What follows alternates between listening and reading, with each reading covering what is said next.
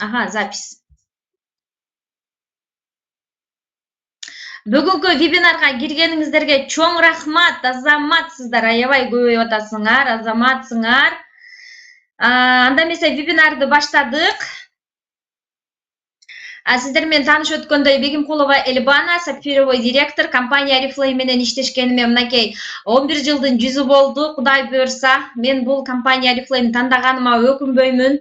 Эч качан өкүнбөймүн. Именно ушул компания Oriflame'дин жардамы менен менин жашоолорум өзгөрүп, өзүмдүн эң сонун максаттарым орундалып да, ошондуктан всегда компаниянын основательдерине, менин спонсорлорума 1000 мертебе ыраазычылык билдирем.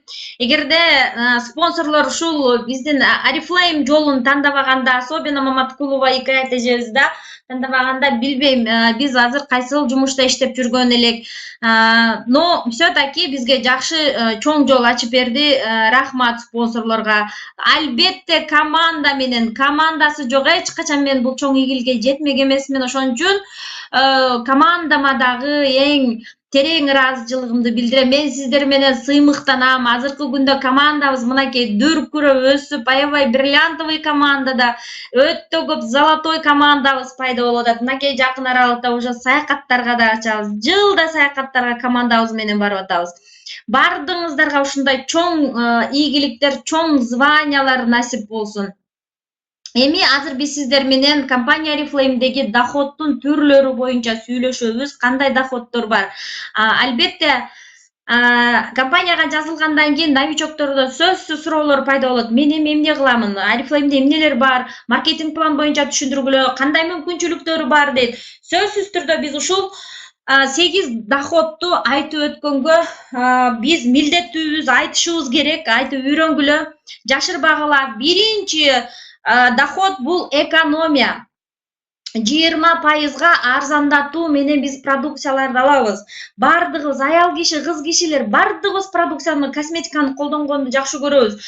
Жолдошторуңарга жалдырап, же болбосо алып берип койчу деп отурбастан, мынакей ар бир жазылган консультант өзүнө экономить этип 20% менен арзан алып, ошондой эле белектери менен кошо алат. Мен ойлойм, магазинден кымбат баалуу продукцияларды алгандан көрө бизге сулуулук, тазалык, тем более натуральный ингредиенттерден жасалган продукция, косметикаларды колдонгон ар бир айымга, ар бир кыз келинге жагымдуу деп ойлойм. Экинчиден, мынакей Россияда, Москва, көптөгөн шаарларда, даже башка мамлекеттерде иштеп жүргөн адамдар көп, айлыгы аздар көп.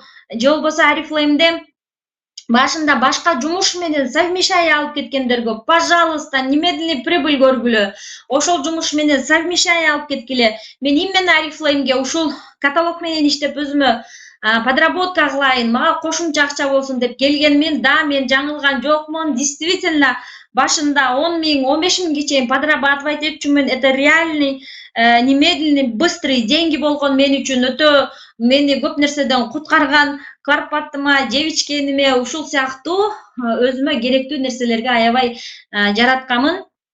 Мисалы, бул жерде наборлорду келтирип атабыз. Новейший биздин бренд продукцияларыбыз, Экологен, Ultimate Leaf, да, ушул эле продукциябызды алсак 5655 рубльдан аласыңар, 7069 рубльдан сатасыңар, силерге 1414 рубль пайда болуп атат.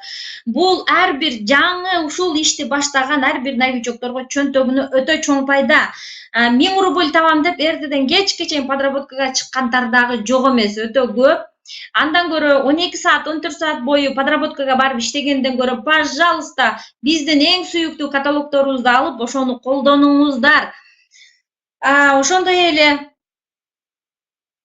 ой, цифралар жылып кеттир.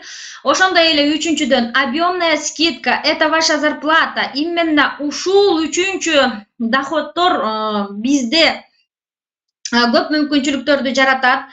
Бул маркетинг план, директорский званияга чейинки 7 баскыч. Ушул 7 баскычты ким жакшы түшүнүп ажырата билген болсо, анда силердин чоң ийгиликке жетишиңер аябай оңой болот. Өтө тез аралыкта жеткени мүмкүнчүлүгүңөр болот. 3%, 6, 9, 12, 15, 18, 22%. Компания Oriflame биздин жасаган товар оборотубузга ушул проценттерди кайтарып берет. Ушул акчаларды бизге төлөп берет. Бул акча табуунун үчүнчү түрү. Ошондуктан раз компанияга келдиңиздерби, жазылган күндөн баштап эле чоң ийгилик жаратканга аракеттениңиздер. Мына ушул поздравительный школада тогда сапфировый директор Константин Середанын маркетинг планын көрүп эле, ошонун түшүнүгү боюнча эле мен өсүп, ошондон баштап мен мен Арифлеймде иштегенди түшүндүм. Это мое деп иштеп баштаганмын. Да, очень элементарно. 3%га чыгыш үчүн 150 балл. 150 балл это Ultimate Leaf буга чейинки продукцияларды көрдүк. 164 балл. Вот, значит, мен бир набор сатсам 3% уровеньге чыгат экенмин, да? Же болбосо 7,5 миң рубльдык товар оборот жасасам, значит, менде уже 3% болот экен деген ой менен баштаганмын. Мага чынында эле оңой көрүнгөн, чынында эле оңой жетемин деген жаңылбаптырмын. 6 айда директорский звание, бул именно ушул жерде турган 22% уровеньге чыкканмын. Эгерде силер директорский званияны эле кармап турбастан, ошону менен эле чектелбегиле. Мага ушу директор болот деп эле айтпагыла. Эгерде мындан дагы жогору көтөрүлсөңөр, силерге уже өзүңөр командаңардан директорлорду өстүргөн болсоңор, ар бир ошол директоруңар силерге 22% болуп эсептелинет да, ошолор бир группа берет. Ар бир директоруңардан силер деген директорский бонустарды аласыңар. 5% ар бир ылдыйынан кеткен дагы ар бир директор, то есть первый линияңардагы директоруңардан силер 5%тен бонустарды аласыңар. Ошон үчүн тезирээк золотой болгула, сапфировый, бриллиантовый, колдон келсе андан дагы чоң званияларды кыска аралыкта жеткенге аракеттенгиле. Эмне үчүн силер жетпейсиңер, эмне үчүн исполнительный директор болбойсуңар дегендер дагы жок эмес, бар. Да, но биз иштеген учурда башка система болчу, азыр уже башка система. Это значит готовый система, это значит каждый день вебинар, каждый суббота школа, и жылына несколько семинар, мероприятия биздин топ-лидерлер толтура обучениелерди өткөрүп атабыз. Готовый видеороликтер YouTube'тан толтура өзүңөргө керектүү темалардан терсеңер бардыгы чыгат. Вот, ошол себептен урматтуу лидерлер, спонсорлордун айтканын угуп эле өзүңөр көп күндө жасап аткан иш аракетиңерди, өзүңөр койгон иш аракетиңерди кыламын деп да, планды ошол күндө кайталап, күндө ошол нерсени аткара берсеңер бардыгы силерде болот. Директорский звание менен чектелбегиле. Мына мен айтып өткөндөй, 5-чи бул бонусу за директоров, за выращивание лидеров. Да, көп суроо беришет. Компания Арифлейм эмне үчүн акча төлөйт? Биринчи айтабыз, за товар оборот. Канча көп товар оборот жасасаңар, Арифлейм ошончо акчалар төлөп берет дейбиз да. Бирок мындан дагы силердин өстүргөн лидерлериңерге жараша компания Арифлейм супер бонусный доходторду төлөп берет. Это директорский бонус, золотой бонус, сапфировый бонус, бриллиантовый бонус, дважды бриллиантовый бонус, исполнительный бонус. Мен уже сапфировый директордо туруп эле сапфировый бонустарым аябай көп, аябай чоң бонустарды алам. Эми элестетем, мен уже бриллиант болгондо, дважды бриллиант болгондо, это вообще супер бонустар болот. Ошондуктан урматтуу лидерлер, и глубина менен дагы иштегенге, и ширина менен дагы иштегенге үйрөнгүлө, өзүңөр дагы идеяларды жараткыла, спонсорлорго жардам бергиле, предложение кылгыла, билбегениңерди сурагыла. Мен мисалы билбегеним өтө көп. Ошондуктан көп нерсени сураймын, адамдар менен макул болуп, кеңешип, ушундай иш алып барганга аракеттенемин. Ошондой эле биздин 6-чы ситуационный бонус бул, то есть 6-чы бул ситуационный бонусы. То есть компания Арифлейм ар кандай ситуацияга жараша бизге жаңы программаларды киргизип турат. Кече жакында дагы жаңылбасам бир топ лидердин аккаунттан көрүп калдым. Кудай буйрса Золотая конференциядан дагы биз аябай укмуштуудай бир жаңылык алып келет экенбиз. Мен силерге үчүн чыгарып айтып коеюн, бул жөнүндө дагы күтөбүз.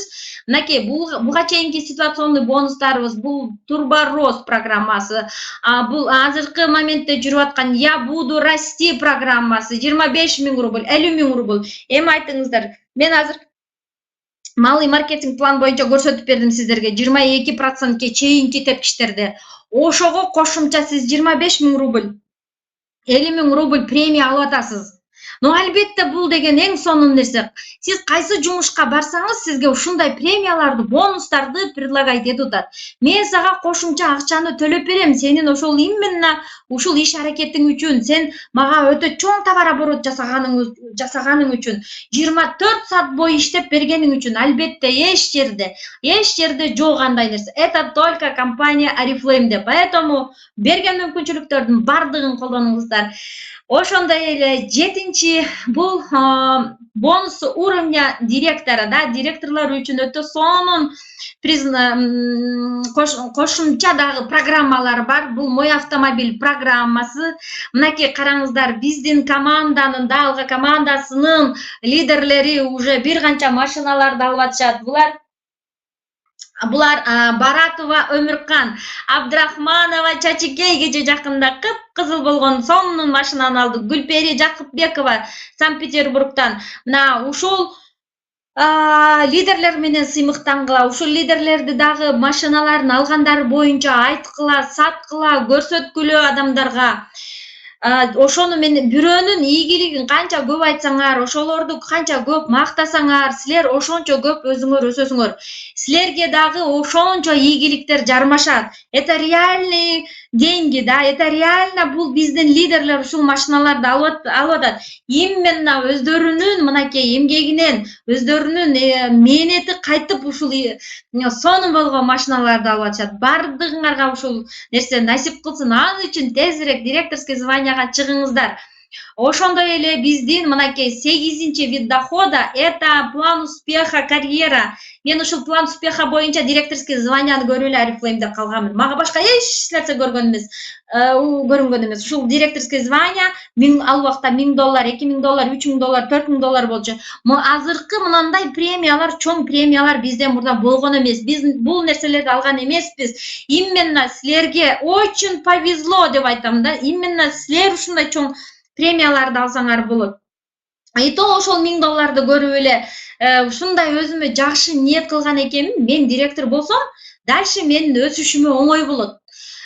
Мен уже басып өткөн жолумду билемин.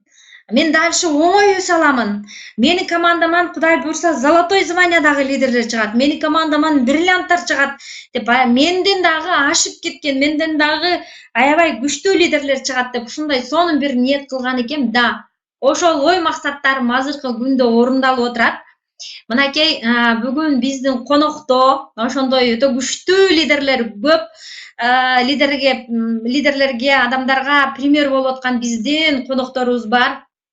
Именно булар мынакей бриллиантовый званиядан баштап компания тарабынан берилүүчү дагы бир муну 9-чу деп койсок дагы болот. 9-чу вид дохода аябай эсептесек чыга берет экен. Караңыздарчы, 9-чу вид дохода бул именно ушул бриллиантовый званияда автомобиль, абсолютно бекер машинаны компания Oriflame берет.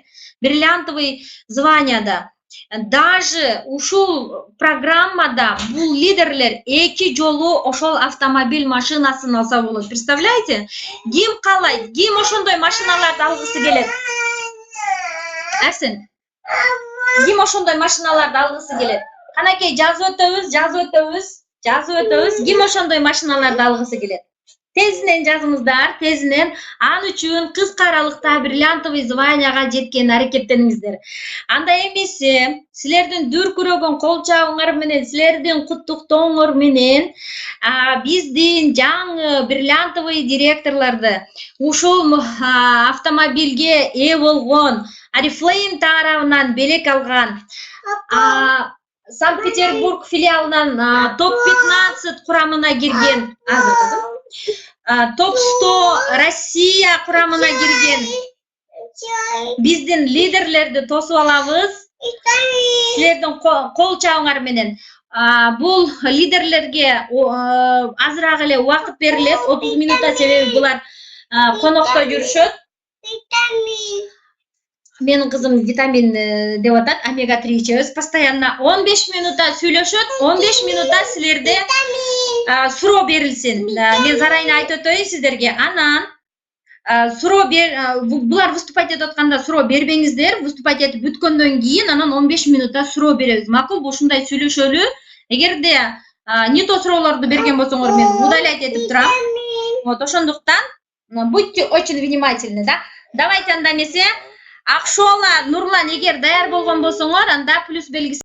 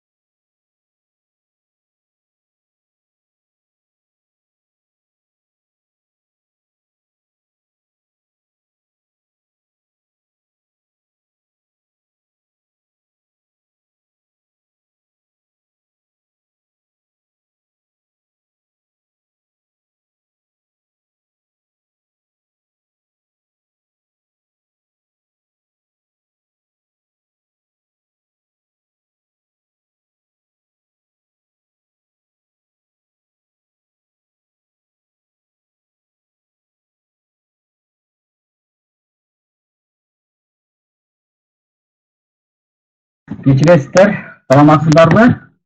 Биздин сөз болуп аткан болсо плюс белгилерин басып койсок. Коноктон келдик. Так, биздин сөз угулуп аткан болсо плюс белгилерин басып койсок.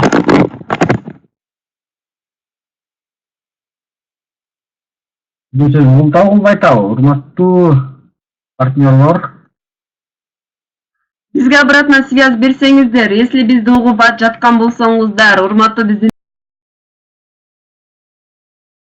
бизнес партнерлор, кутмандуу кечиңиздер менен.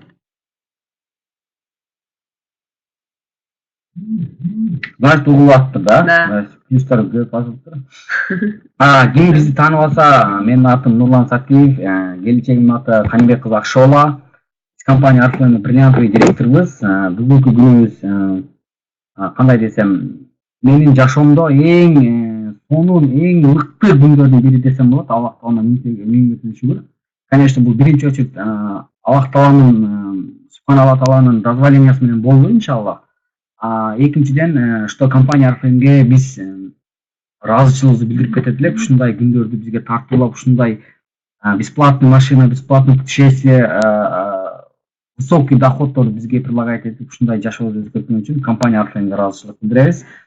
Вот, и үчүнчүдөн, биздин спонсорлор, ушу компанияга биз спонсорлор алып келип, жол көргөзүп, ушул нерселерди айтып деп, ушундай доход бар, Акшола, давай, сен колуңан келет, Нурлан силердин колуңардан келет деп, бизге вот Эльбаны же, биздин высший стоящий спонсорлор, особенно Эльбаны же, Токтобаева Гүлдана, Ноктуу икаетечилер булар биздин ышыкташ спонсорлор, ушулардын айтканын кылсаңыздар эле бардыгыңыздар сөзсүз ийгилик күтөт. Ошо акчала сөздөр койсок. Кутманды кечиңиздер менен дагы бир жолу кандайсыздар? Бүгүн аябай сонун күн болду. Ар бир ийгиликтин артында көптөгөн инсандардын мээнети жатат. Чындыгында бул ийгиликке жетүүбүзгө эң биринчилерден бизге жардам берген спонсорлорго ыраазычылыгыбызды билдиребиз. Бул машина, бүгүн машина алдык. Машинаны алуубузга да мисалы биз өзүбүз иштесек өзүбүз жетмек эмеспиз. Спонсорлор команданын жардамы менен, үй бүлөбүздүн жардамы менен жетиштик десек болот. Элбана Бегимкуловага, Токтобаева Гүлдана да мени жетелеп бардык ишти көрсөткөн. Ошолорго чоң ыраазычылыгымды билдирем. Чоң рахмат, силердин жардамыңар менен болду. Андан кийин команда силерге да чоң рахмат. Бизге ишенип, биздин компанияга ишенип да, биз менен биргеликте бизнес партнер болуп, биз менен иштешип атканыңыздар үчүн силерге да чоң рахмат. Бардыгы бул сиздердин жардамыңыздар менен болду десек болот. Бүгүн бизде ощущение өтө зор, өтө сонун күн болду. Чындыгында бул биз дагы бир максатыбызды компания Oriflame орундатты десек болот да. Компания Oriflame'ге дагы ыраазычылыгыбызды билдиребиз. Чындыгында былтыр Нурлан экөөбүз жөн эле салонго барып эле машина кыялданып койгонбуз. Былтыр эмес, ушул даже сафир болчу. Салонго барып эле Нурлан экөөбүз давай жок, албасак деле салонго кирип бир жаңы машинага отуруп койбойлукпу, балким жаңы машина салондон алып калаттырбыз деп. Нурлан да макул болуп, мага кошулган, экөөбүз кирип жаңы машинага отуруп да. Курдушу машинага сүрөткө түшүп чыкканбыз. Ушул машинага сүрөткө түшүп чыктык. Андан кийин эле компания биздин асындар айтып калбадыбы? Силер бриллиант болсоңор машина аласыңар депчи. Ошентсе эле бриллиант ачсаганда дагы жаңы машина алат экенбиз деп дагы тутунуп иштеп, андан кийин экинчи жолда салонго барып кызыл машинаны тартып жөнөткөм силерге. Карасаңыздар, просто эле мечтать эткенбиз бир жыл мурун. Ошол мечталарыбыз бир жылга жетпей ишке ашты да. Компанияга дагы ыраазычылык билдиребиз. Мен уже мындай историяны айтып кетейин. Бул машинаны биз былтыр суть работу понятно, да, то есть это компания Oriflame берди, да, то есть бул нерсени биз кантип ишке ашырабыз, кантип биз ушул машинаны алдык. Например, мен лично өзүм айтсам, то есть Акшол экөөбүз биринчи барганбыз, анда кызым бар эле, анан Акшолдун атасы бар эле, анан эски машинабыз бар эле, Mitsubishi Lancer деген. Анан аны дагы сүрөткө коюп, фонго коюп алат элек. Биринчи машинабыз да аябай сыймыктанат элек, ошол эски машина болсо дагычы. Анан барып ушул машинага сүрөткө түшкөнбүз. Мен ишенсеңер, вот реально вот ровно бир жылдан өтүп калды. Былтыр келген, атам былтыр келген. Бир жыл өттү, мен күндө ушул машинаны күндө көрөт элем да, жатарда. Вот реально вот Акшола айтат эле, дагы машинаны көрүп жатасың депчи. Мен ушул машинаны ровно бир жыл ичинде кайсы болуп каеринен буралат, кандай сборка, кандай мотор, кандай жүрөт. Мен бул машинаны ал элекке чейин мен бир жыл изучать этип, то есть настолько катуу бул машинаны каалагам. Мен, например, мен аябай каалагам да. Акшола бир машина алабыз десек, ооба деп коюп жүрөт эле. Бирок мен действительно ушул машинаны чындыгында каалагам. Анан моундай болуп калды. Анан экөөбүз жүрүп ошо компаниянын берген, бөлүнгөн акчасын эле машина алалы деп эле, анан будан арзанырагы бар. То есть башка кузов бар. Ошону ала турган болуп аттык эле. Анан эле кийин эле ошо эмне болуп алсак кымбатын алалы деп эле анан ушул машинаны алдык да. Анан мен азыр ойлонуп көрсөм, мен бекер мечтать эткен эмесмин. Мен күндө жатарда, ишенсе күндө жатарда 1 саат ушул машинаны мен ушул бир көргөн видеому кайра көрө берет элем, кайра эле салонду ача берет элем. Канча сом болот экен. Прям мени сиңип калган ушул машинаны, мен именно биз алган машинаны, именно ушул комплектациянын жаттап койдум да, ишенесиңер. Кайсы кнопка эмнеге жооп берет, кандай машина, кандай комплектация, то есть кандай характеристикасын полный жаттап алыптым да. То есть бул ошол именно благодаря биздин күнүмдүк мечтабыз, то есть күнүмдүк мечтаны вот ушунчалык кааласаңар, вот реально да, вот это вот вообще не описать. Адамдар, биздин командада иштеген лидерлер көпчүлүгү даже ошол мечтасын жазган турмаксын, ошо мечтасын мечтать эткенге убактылары жок, чын ишенесиңер. Ошол мечтать эткенге убактыңар жок силердинчи ошону.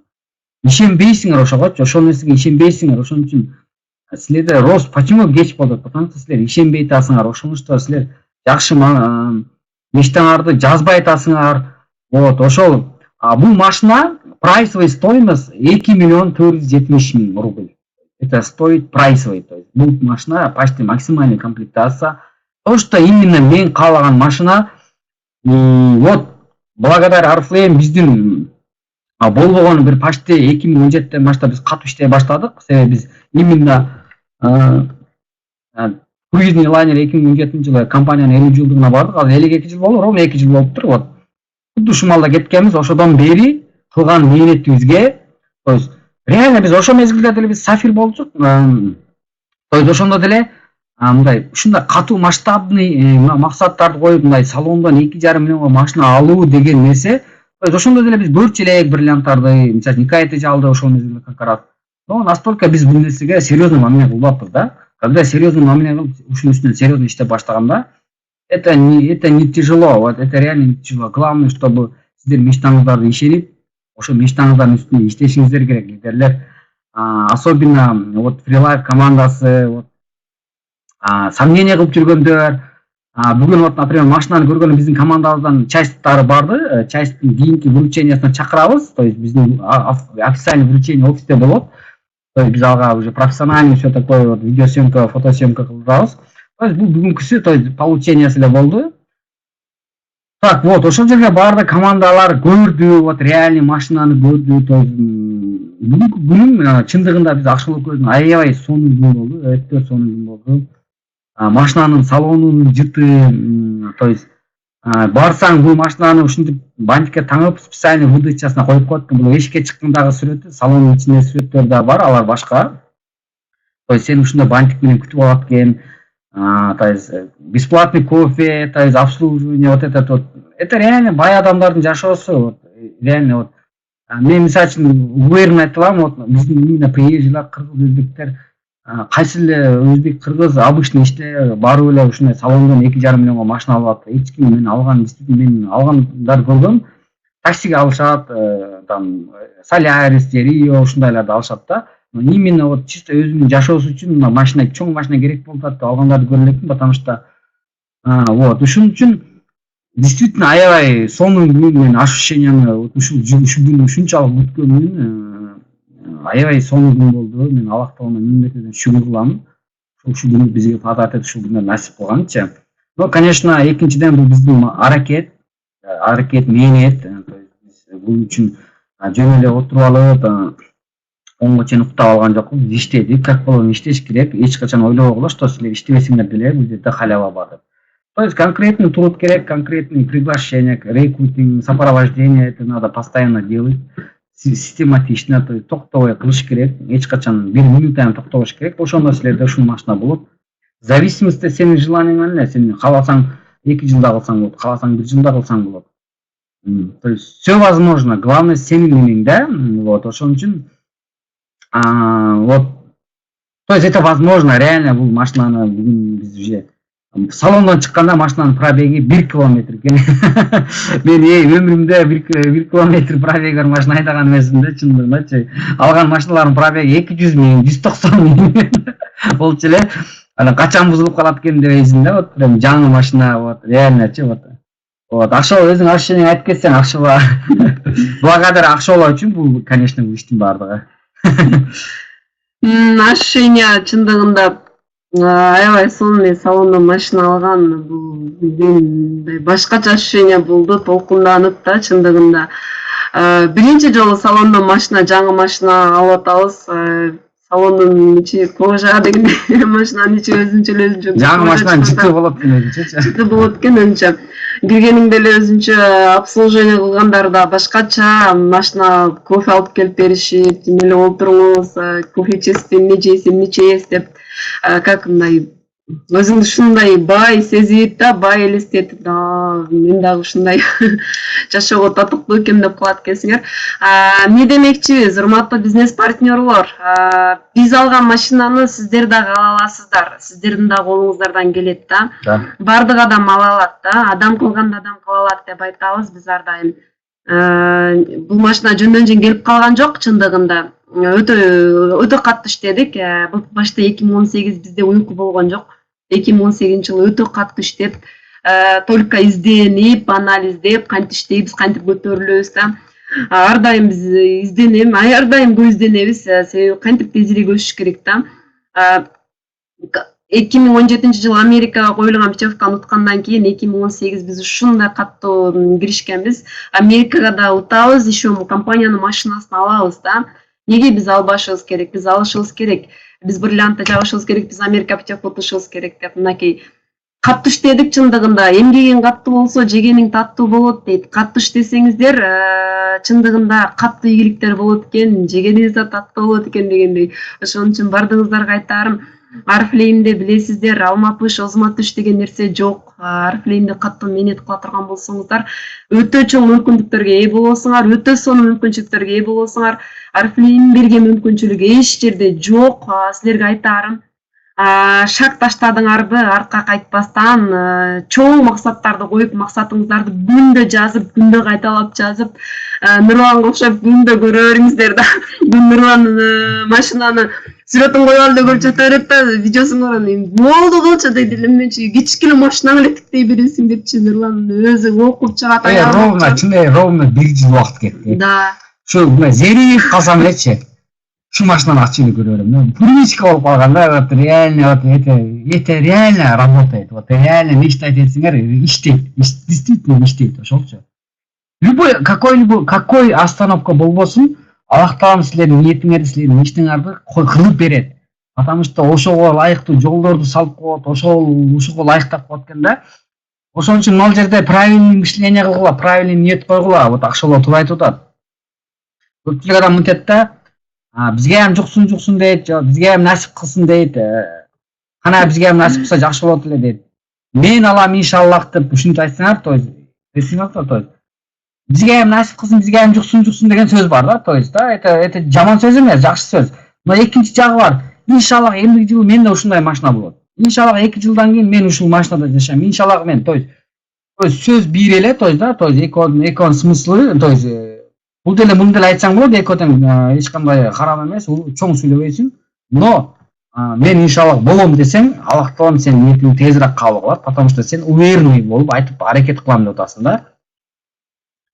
Да, ошон үчүн биз сиздерге айтарым, күндө максатыңыздарды жазып, максатыңыздарга ишениңиздер. Максаттар сөзсүз ишке ашат. Компания Арифлейм иштегенден бери мынакей Кудайга шүгүр, ар бир максатыбыз ишке ашып келет да. Чындыгында компания Арифлеймге чоң дагы бир жолу ыраазычылыгыбызды билдиребиз. Бул компания Арифлеймге чейин билбейм, даже максат койгонду билчү эмесмин мен. Максатыбызга даже мындай кыялданган деген билчү эмесмин. Только эптеп күнүмдүк жашоо өтсө, айлык алсак, айдан айга жетсе, эртерээк ушул бир нормальный иш чыгып калса иштесек деп эле жүрчүбүз. Компания Арифлеймге келип чоң максат койгонду үйрөндүк да. Кыялданганды үйрөндүк. Кыялдар да сөзсүз ишке ашат.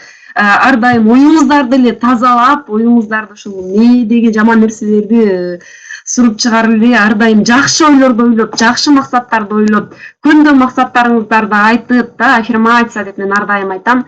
Ар күнү эртең менен туруп аффирмация, мен жетем, мен кылам, мен колуман келет, мен алам машинаны, мен бриллиант болом деп эле күндө ушундай аффирмацияны айта берсеңиздер, сөзсүз сиздер жетесиздер ийгиликке, максаттарыңыздарга эртерээк максаттарыңыздарды ишке ашырасыздар. Жылда Европаларга путешествия да, кайсыл жерде бар мындай сонун мүмкүнчүлүктөр.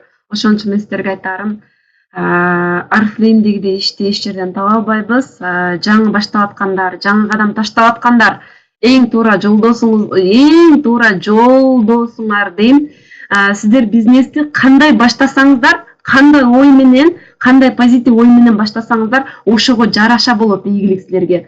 Эми бизнести баштап атканда эле негатив ой менен баштай турган болсоңуздар, сомнения менен баштасаңыздар, ошого жараша болуп, аягы дагы ошо менен аяктайт да. Ошон үчүн мен силерге айтарым, ар дайым позитив. Мисалы мен ар дайым мындай позитив менен көрөм бул ишти, ар дайым позитив менен баштагам, дагы деле позитив кылам, колуман келет, неге кыла албайм, неге болбосун, неге анда болот, неге менде болбосун деген ой менен жашайм. Ошон үчүн силерге айтарым, бардык нерсе ниетиңиздерге жараша болот, оюңуздарга жараша болот. Жакшы ойлонуп, жакшы позитив ой менен баштап күндө шек таштаңыздар демекчимин. Күндө аракет, күндө мээнет, күндө тынбаган аракет керек. Болушунча эси тез өсөм десеңиздер 12 саат убактыңыздарды Oriflame бөлүңүздөр. Ошондо сиздерде сонун результат болот да. Болушунча сүйүп иштеңиздер да. Башка жумушты сүйүп иштегенде Oriflame'да сүйүп иштеңиздер. Ушунчалык өзүңүздөрдүн бизнесиңиздерди кылып аткандай сүйсөңүздөр, ошондо сиздерде сонун результат болот. Да, солай айтат Акшола. Бул машинаны алдык, мечталарыбызды айттык. Бул нерсе уже сказка болушу мүмкүн да. Но экинчи жагы бар, силер иштешиңер керек, обязательно иштешиңер керек. Если силер компания Oriflame менен чоң ийгилик кылам десеңер, силер всегда связда болушуңар керек, обязательно командаңар үчүн. Экинчиден, силер 15 саат иштешиңер керек, башка иште иштегендей элечи, мындай бул жерде Суроолорго жооп берип койбоймунбу? Да, суроолорго. Экүмүш суроо бериптир. Кантип лидер өстүрөсүңөр дейт. Лидер өстүрүү үчүн биринчи өзүңөр лидер болгула, анан лидерди оңой өстүрөсүңөр. Биринчи өзүңөр ийгилик кылгыла, анан силерге ийгиликтүү адамдар келет. Биринчи өзүңөр активный иштеп, өзүңөр результат көрсөткүлө, өзүңөр лидер болгула. Лидер өстүрүштөн мурун өзүңөргө суроо бергиле. Мен лидермин бе? Да? Сен ошол иштерди, ийгиликтерди жаратып атасыңбы? Анан командаңардан требут этесиңер да. Ошон үчүн биринчи мен силерге өзүңөр лидер болгула дейм. Экинчи суроо, 2020-жылга койгон планыңыздар кандай дейт? 2020-жылы Кудай кааласа 4 миллиондук машинаны көрүп келдим мына. Бүгүн мен 20 исполнительный койгон. Да, бул машинаны урландык болсо, мен ушу 4 миллиондук машинаны көрүп келдим. Ушу машинаны мен алгым келип атат. Да. 2020-жылга компания тарабынан исполнительный директорду ачабыз деген чоң максат койдук. Чоң кое бериш керек экен. Канчалык чоң койсок, ошолордон аткарылат да. Исполнительный директор болуп, старший бриллиант ачып жабабыз 2020-га. Это бул чын максат планыбызды айтайлык. Старший бриллиант ачып жабабыз, Кудай кааласа 2021-ге ошол 4 миллиондук машинаны алабыз, э? Да, да койбой. Ойго келип кеттим. Да, аябай ошол машинанын жанынан жылгым келбей эле, аябай өзүмчө эле жанынан жылгым. Мен ал машинаны давно көрүп максат кылып койгом. Да. Вот аны көрүп максат кылып, тест-драйвга жазылып айдап көрүш керек болуп атат. Но не суть. Мына жерде бирөө суроо бериптир. Биматова Айпери, эмне башкы иш планыңыз дейт. Эң башкы иш планыңыз эмне кылуудан баштайбыз дейт. Кандай проблемаларга чалдыктыңар дейт. Так. Иш план. То есть, чтобы план түзүш үчүн сиздин максатыңыз обязательно, то есть эмнеге максат койдуңуз. В первую очередь максатыңызды жазышыңыз керек. А ошол максатка жете турган пландарды кусок кылып бөлүш керек. А ошол кусок бөлүнгөн планды, то есть уже айына бөлөсүз, айдан кийин жумага бөлөсүз, жуманы күнгө бөлөсүз.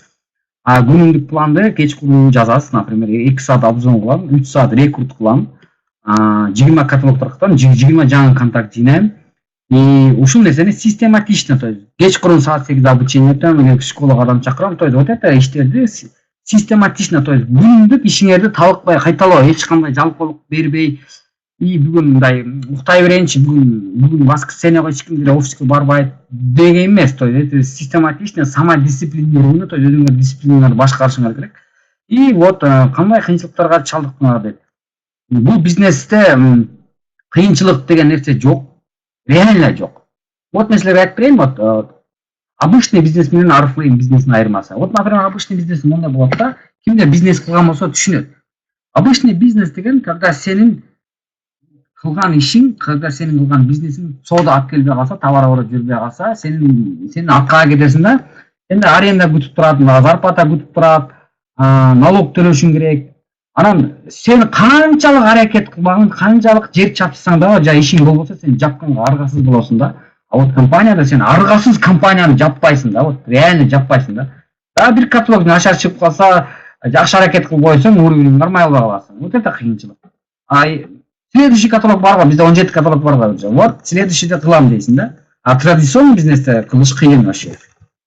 Күйөөңүз каршы болуу дейт. Күйөөбүз каршы болуп жатат. Нурлан байке сиз каршы болгонсуз биздин баштаган деп. Нурлан Золотой деп коюм. Такыр каршы болгон эмес. Чындыгында бул ишти баштаганда Нурлан каршы болгон эмес. Менде ийгилик болгон. Я Сафировый директор. Мен Сафировый директор болчумун. Ал маалда Нурланга тийгенде 100 миңден айлык алат болчумун. Нурлан ал айлыкты көргөндөн кийин каршы болгон эмес. Чындыгында кайра колдоо көрсөтүп, давай иште, мен да иштейм, Кудай кааласа деп кошулуп чогуу иштеп, чогуу баштаган. Азыр экөөбүз чогуу биргеликте алып кетип атабыз. Күйөөңүздөр каршы болсо, көндүрсө болот да. Мен айтам, көп күйөөм каршы болуп атат, күйөөм мынау айтат деген аялдарга мен совет берем. Сени шылтооң дейм. Ал шылтооң коюңда жаткан күйөөңдү кантип көндүрө албайсың. Көндүрсө болот бардык адамды. Главный сиз аракет кылып, ошол күйөөңүздү эч жака чыгарбай койбой телефон кармайсыз го күндө 1 саат 2 саат телефонго убакыт бөлүп деле иштеп, ийгилик жаратсаңыз, күйөөңүз сиздин ийгилигиңизди көрүп, сиздин кылып аткан, сиздин алып аткан айлыктарыңызды көрүп өзү эле колдоо көрсөтөт да. Кимге де жакпасын, ушундай машиналарды алып аткан, путешествие кылып аткан да. Мен көп лидерлерди көрдүм, күйөөлөр башында каршы болот, кийин өздөрү кошулуп иштеп калышат да. Сиздин өзүңүздөн зависит этет. Өзүңүз, если кылам десеңиз, сизде желание болсо, сизде каалоо болсо, сизде компанияга болгон ишеним болсо, сизди эч ким токтото албайт. Если сизде чоң максат болсо, сизди эч ким токтото албайт. Даже күйөөңүз, даже бир туугандарыңыз, даже тоскоолдук, даже кыйынчылык токтото албайт. Сиз алдыга карай жылышыңыз керек. Если сиз өзүңүздөн зависит этет деп жооп бермекчимин да. Канча убакытта жеттиңер Сафирге дейт, азыр канча доходко чыктыңыз? Сафировый директорго мен башта 4 жыл. 2012, 2013, 2014, 2015, 2016. 2016. Да, 4 жылда жеттик Сафировый директорго. 4 жыл ичинде мындай өтө деле катуу иштемпиз. Если катуу иштесем, исполнительный директор болмокмун дейм. 4 жылда мындай секин тийип качып иштеп эле Сафировый директор болдук десем болот. Канча директор чыгардыңар дейт. Командабызда бизде директорлор почти 100гө жакын директорлор бар. Старший менеджерлер дагы эсептей берем. Мен директор деп айтам. Старший менеджерге чыкканда сен директор болдуң, уже директорду ачтың, давайте сен уже лидерсиң да, сен директордусуң. Уже өзүңдү директордой алып жүр, давай директордун ишин кыл. Сен директордун айлыгын алышың керек да. Неге магазинде директорлор көп айлык алат, уборчулар аз айлык алат да?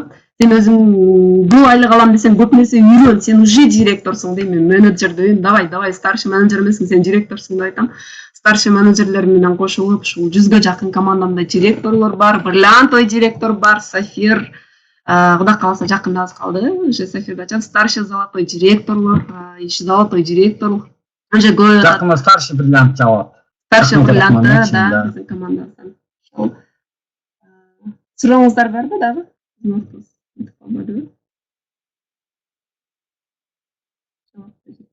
Сурооңуздар болсо бериңиздер.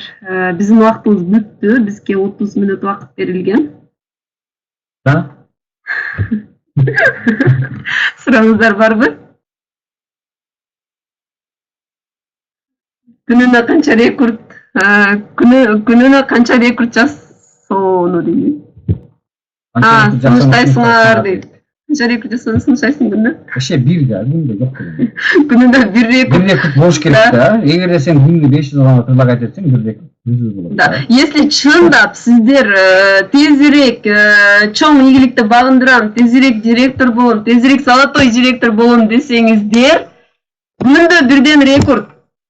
Бир каталогдо директор өзү 50 рекорд кылыш керек да, 50 адамды жаздырып, 50 адамды жаңы новичок жаздырса, ал даже 1 жылга жетпей бриллиант ачып чабат да. Мен ошону уже эсептедим да. Средний 10 деп бар. 10 деле өтө чоң эсеп. Эси ушунчалык катуу киришип отура турган болсоңуздар, бир күндө жөн эле силер 3-төн 4төн рекорд кылсаңыздар болот. Мен силерге сунуштайм, хотя бы күнүнө бирден рекордду адатка айландыргыла. Адат силерди ийгиликке алып келет, системага түшүргүлө ишиңерди. Күндө бир рекорд кылам, мен кылышым керек деп өзүңөргө ушундай жоопкерчиликти алып, ошону кылгыла да, вот ошондо силер тезирээк көтөрүлөсүңөр. бриллиант болуш үчүн 6 эле директор чыгарыш керек, просто биз общий глубинада ошончо команда бар да. А так 6 ветка чыгарсаң бриллиант болосуң. 6 ветканы чыгарып 8 каталог бармайсың. То есть ошол. Как бы бул вообще мындай бул эң кандай десем, новичоктун суроосу болуп калды да. Знаю, как бы, если сен компанияда давно иштесең, то бриллиант это 6 директор и все. Уялчактарга эме дейбиз. Мисалы үчүн мен когда адамдарга мотивация же уверенность бергенде ушуну уялып айта албайм мына десе, то есть ачык эле айтыш керек. То есть сен эгерде уялчак болсоң, бул жерде иштей албайсың. То есть сенде эки выбор бар. То есть либо сен уялып барып ошо оорулосуңбу, убуруш саласың, любой ишиңе иштей бересиң, либо сен уялбашың керек, өзүңдү жеңишиң керек, бул иштеп результат кылышың керек. То есть и то, и другое сени если устраивает, то есть кайсынысына көбүрөөк жакса ошондо кете бересиң. То есть уялсаң кедейчилик алып келет да. То есть уялчактык кедейчилик алып келет, потому что дүйнөдө эң кедей адамдар бул эң гордый адамдар да. То есть уялып өзүнчө ушундай болот. Вот ошондой данже. Башында иштеп атканыңызда акчала артка кайткан күндөөрүңүз болгонбу дейт. Мен башында иштеп жүргөндө жок, мен артка кайткан күнүм болгон эмес. Себеби мен компания Oriflame уже зарплата алып калдым, подарка алып калдым да, уже акчасын көргөндөн кийин мен даамын таткандан кийин мен такыр артка кайткым келген жок. Себеби компания Oriflame ийгиликтүү адамдарды көрдүм, чоң 200 миң 300 миң айлык алып аткандарды көрдүм да. Аларды көрүп туруп мен кантип артка кетем да. Машина алып аткандар, үй алып аткандар да, Илбан эженин квартира алганын уккандан кийин да, 2 жылда иштеп Oriflame'де квартира алдым, акчалга. Азыр данный моментте 70 миң айлык алып атам дегенде мен Илбан эженин 70 миң рубль айлыгын уккандан кийин эле мен деле 70 миңге жетишим керек, мен да үй алышым керек деп эле ушу Илбан эженин айтканын кылып эле артынан ээрчип отуруп эле мына чындыгында мындай максатың эле алдыга тарта берет экен да, артка такыр артка кайтууну ойлобогула, урматтуу. Запасный аэродром болбош керек да. Да, силерде Нурлан туура айтат, запасный ход болсо, ой, болбой калса мен башка ишке кирип кетем, болбой калса мен деп мындай запасный кармасаңар, болбой калса башка бизнес баштайм деп. Мисалы керектелер мынтет да. Мен иштеп көрөйүн 3 ай дейт. 3 ай иштеп көрөйүн. Попробуй деп көрөйүн. Же 1 ай попробуй деп көрөйүн.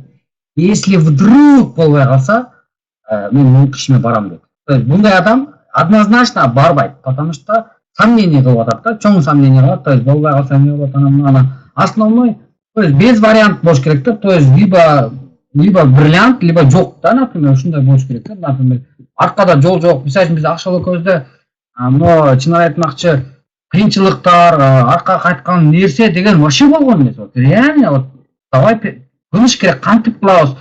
Отура берсе кыжалак болосуң, кичине эс алып келесиң дагы, кичине эс аласың, эртеси турасың, кайра эле ишти кыла бересиң да. То есть ушул эле. Презентация өткөндө сөз байлыкты кантип көбөйтсө болот? Күнүнө 1 саат китеп окуу и күнүнө 2-3 презентация өт, сен автоматически өтө билет хороший презентация. Любой нерсе практикада мен мындай кыл, анандай кыл дейм, сен все равно мына айзирек мен айтканды кылбайсың, потому что должен практика, например, биз акчалуу көз почти күндө 2-3 презентация өтөбүз. Канчалык презентация көп өткөн сайын ошончолук возражениялар болот. Канчалык возражения жооп берген сайын профессионал болуп каласың. То есть профессионализм бул не бывает такое, сен биринчи профессионал болуп анан Oriflame'ге келген. То есть андай болбойт эч качан. Любой сферада сен врач болуп анан больница курасың, сен практикант болуп анан врач болосуң, ошондой да. Сен эмне күндө иш кыла берсең, практиканын жүзүнө сөз байлыгың көбөйөт. Анан эгерде кылбай эле жүрө берсең, сөз байлыгың 10 жылдан бери көбөйөт. Дагы суроолор барбы?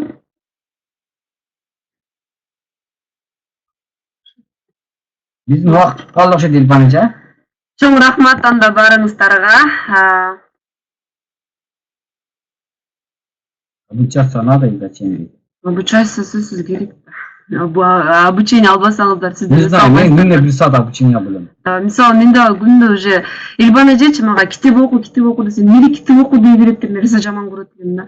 ушул китеп окусаң обучение алышың керек сен дейт. Мен дагы өз албайтам, кайтып өсөм десем, обучениеде китеп окуу десе жаман көрдүм. Мына китеп окугандан бери чындыгында аябай сонун ийгиликтер болуп атат. Мен 1 сааттан китеп окуйм. Жок дегенде жарым саат убакыт бөлөм китепке. И видеолорду, мотивационный видеолорду күчтүү видеолордон алам да. Главное билим алып тургула, тренингтерге катышкыла, китеп окугула, семинар тренингтерге чакырса, школаларга чакырса, ушундай эмелерге, вебинарга кир десе спонсоруңар сөзсүз киргиле, спонсорду уккыла, билим алгыла. Билим албасаңар силер компаниядан чоң ийгилик жарата албайсыңар. Эси чоң ийгилик жаратам десеңер, сөзсүз силерге билим керек. Урматтуу бизнес партнерлор, ошон үчүн мен сиздерге айтарым, сөзсүз обучение вебинарлардан аласыңар, семинарлардан, китеп окуйсуңар, мотивационный видеолорду көрөсүңөр. Мына эртең 6 октябрь, 5 октябрда чоң мегафорум болуп атат. Вообще сонун мегафорум. Шо билет алып келгиле. Билет алгыла, сөзсүз. Билет алып мегафорумга чыккыла. Андай мегафорум, да, ошо мегафорумга келгенде сен вообще ойгонуп кетесиң, чоң билим аласың, күчтүү лидерлер выступать этет ал жердечи. Миллионерлер выступать этет, ошон үчүн сөзсүз. Мына жерде жалаң эле Москва жооп суроо берип атат. Санкт-Петербург эмне силер бриллиантыңар барыңар, эмне суроо бербейсиңер? Обучаться надо и зачем, дейт Эльбана. Зачем? Невозможно сен аз билип көп акча тапкан. То есть любой акчанын немеси, то есть сен көп билесиң, ошого жараша акча табасың. Если сен бриллиант болом десең, бриллианттын ишин билишиң керек. Если сен директор болом десең, директордун ишин билишиң керек. Все. Кайсы китептерди окуйсуң дейт. Толтура китеп окудук. Кайсы китептен? Любой эле китеп вообще мотивационный, вообще жакшы да. Который сиздин жашооңузду өзгөртө турган китеп. Ой жүзүңүздү өзгөртө турган. Шерарийгасынын суроосуна жооп. Метродо каталог таратчу билиңерди. Любой жерде таратканбыз. Любой. То есть любой момент каталог болуш керек сумкада. Да. Каталог таркаткандан такыр уялбагыла. Да? Да, сүйүктегиле, да. Ашоланы вообще это эч ким сравнивать эте албайт Ашола. Просто шок болуп калдым да, Ашола каталог таркаткандачы реально. Шахноза же бриллиант болсо деле всегда каталог менен келет. Кече мен эми метродо туруп каталог таркатсам, лидерлер мага суроо берип атат да. Акшола сен неге уялбайсыңбы каталог таркаткандан депчи. Неге уялышым керек, каталог таркатып көтөрүлсөм, каталог таркатып чоң ийгиликтерди багындырсам, каталог таркатып машина алып атсам, үй алып атсам, бул каталог таркаткандан мен удовольствие алам да, сүйөм бул иштичи. Чындыгында мен жаңы адамдар менен таанышканды ушунчалык жакшы көрөм.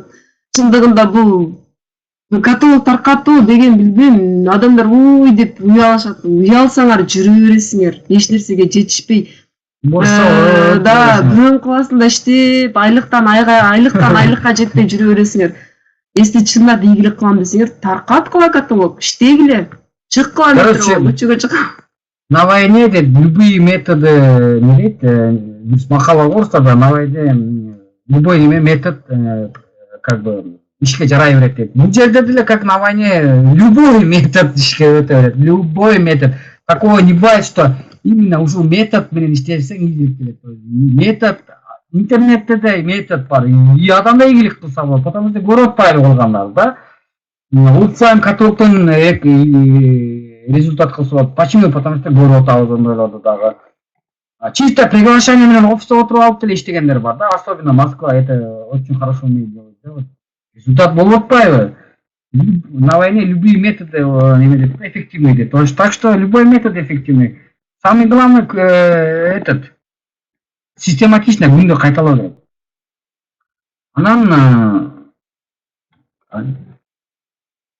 даже биз Акшола көз личный базабызга биздин клиенттер бар постоянно, которые бизден алат.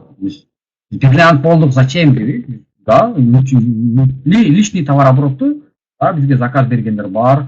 Ошолорду алып, биздин туугандарыбыз башын үзүлткен, соседтер тишин үзүлткен. Личный товарообороту деле кыла бергиле, каталог таркатып, ВНСиңерди алгыла, если там ВНС берет, да, вот дальше остальное, например. 300-400 балга чейин силер смело ошо электоо кылсаңар болот, эч немеси жок. Чоң рахмат анда барыңыздарга. Вебинарыбыз аяктады. Токтоо болуңуздар, только вперед. Ылайым тезирээк бриллианттар чыгып, ушундай машиналар сиздерге да насип болсун. Биз менен бирге укканыңыздар үчүн бардыгыңыздарга чоң рахмат. Да, молодцы. Так что токтогула только вперед.